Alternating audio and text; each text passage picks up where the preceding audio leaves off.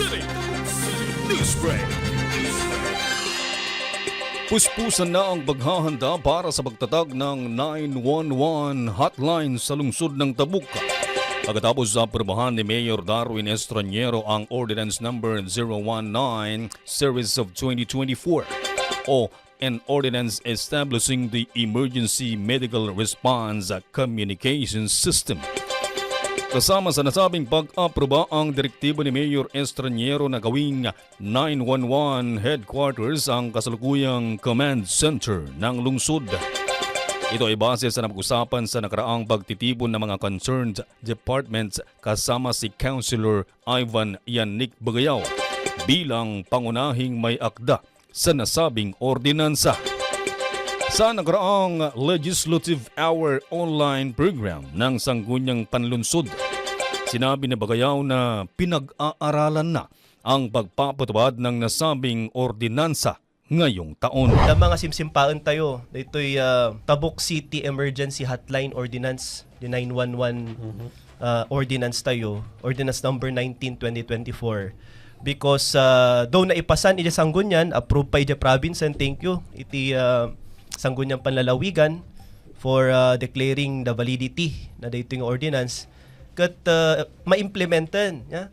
Kat there will be seminar tapno maikan ti certification ti city tayo nga aga manage iti hotline nga 911.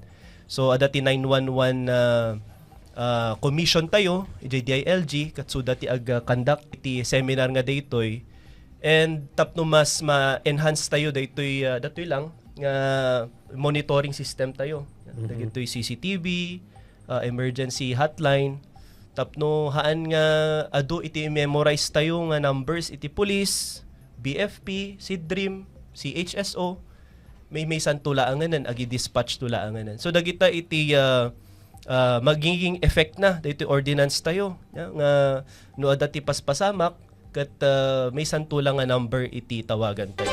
Base sa ordinansa, ang pagtatag ng 911 hotline ay bilang pagtugon sa Executive Order Number 56 Series of 2018, institutionalizing the emergency hotline bilang nationwide emergency answering point sa bansa.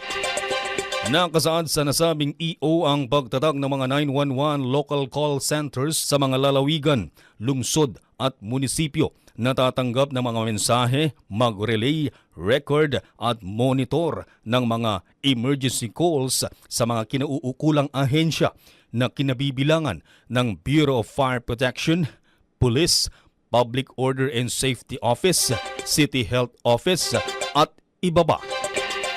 Ayon kay Bagayaw, inaasahan ang pagkakaroon ng mga pag-aaral at pagsasanay ng mga kinauukulang empleyado sa mga susunod na araw para sa agarang pagpapatupad ng nasabing 911 emergency hotline.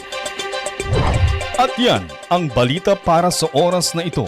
Ako po si Reddy Retotal. Tabuk City Newsbreak.